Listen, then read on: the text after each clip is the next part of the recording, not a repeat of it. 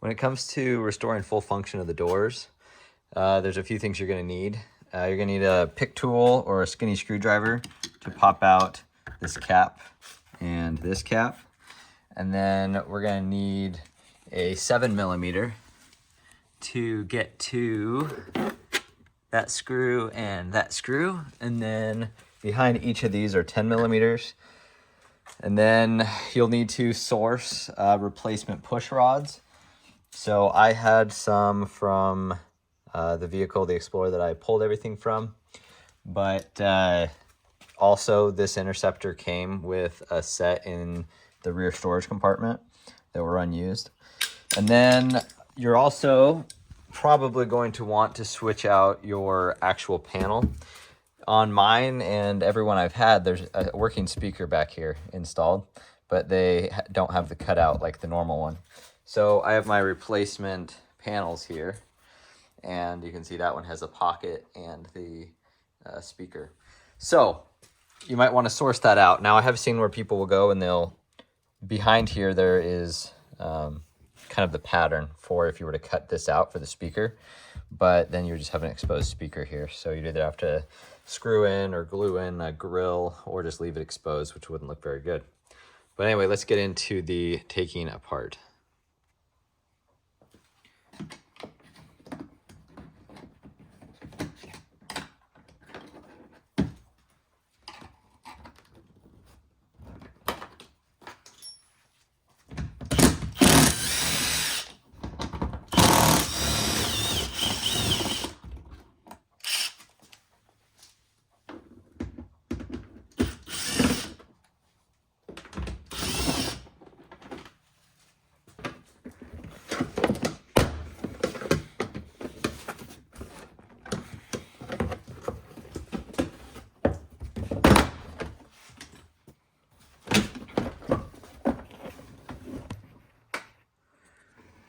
Once we've got this panel pulled back, notice that the door handle does not have the cable attached. Instead, they've wrapped some foam on it so it's not banging around, and it's just covered in glue from the foam. So you can pull that foam off and toss it. And then we just need to slip the cable back into spot. Now, this is gonna be kind of hard to do with one hand, but, and actually it's probably easier if you just take needle nose pliers. You'll notice that it has some dog ear retention. So we're just gonna put some needle nose in here. There we go. And all you do is you take your cable, and it's like a drum at the end, and the drum fits in that hole through both holes on top and bottom, and then now it can slide through that little chamber, and then this can just pop back where it wants to go. So after you've hooked that back up, if you're not gonna do anything with the speaker or change out the door panel, all you need to do is add one of these rods back in, and all it does is there's that hole, and you slip that hole through the rod, and it snaps in like that, and now you've got a functioning lock. But I am going to be switching out for a different door panel. So we're gonna go ahead and switch and unplug this. So just push down on these green tab, and then we can leave the speaker one alone. And then we are gonna have to take this back off. If you're sticking with your original panel, right here there's a circular cutout that you can take a saw to or a Dremel to cut it out if you just want to have access to the speaker so you can actually hear it. It's not a real good look, but at least there's that option. So I've got my new panel all hooked up here, all my plugs and my door handle cable.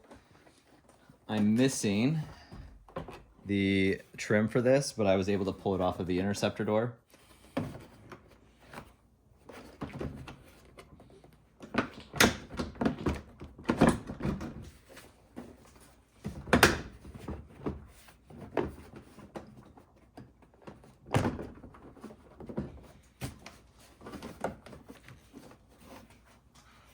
All right, after lots of struggle, we've got that guy installed. For whatever reason, mine was all loose and I wanted to keep popping off. It's the first time I've encountered that. So we verified this works. What I'm gonna do is, just to verify this door works now, is I'm gonna take a screwdriver and push that locking in, make sure I can't come back. And so now it's still not working. So let's see if it's the child lock.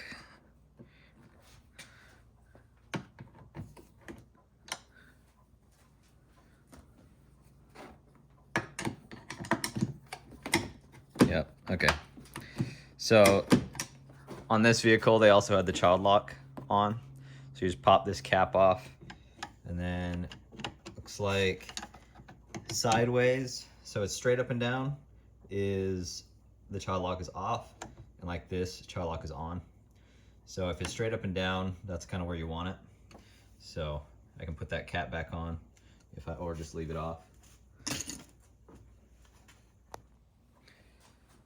Now that everything's assembled, we'll put it all back together. Pop our clips in, make sure it's all the way snug down and it's in the right channel.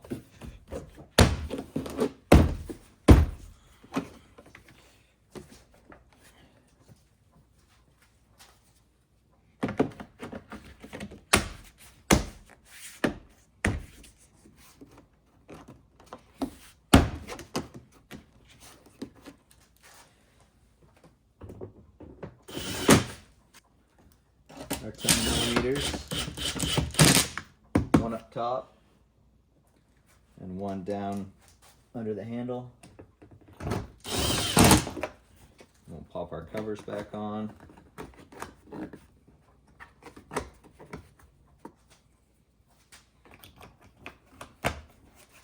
There you go. So if everything was done right, you should now be able to get out.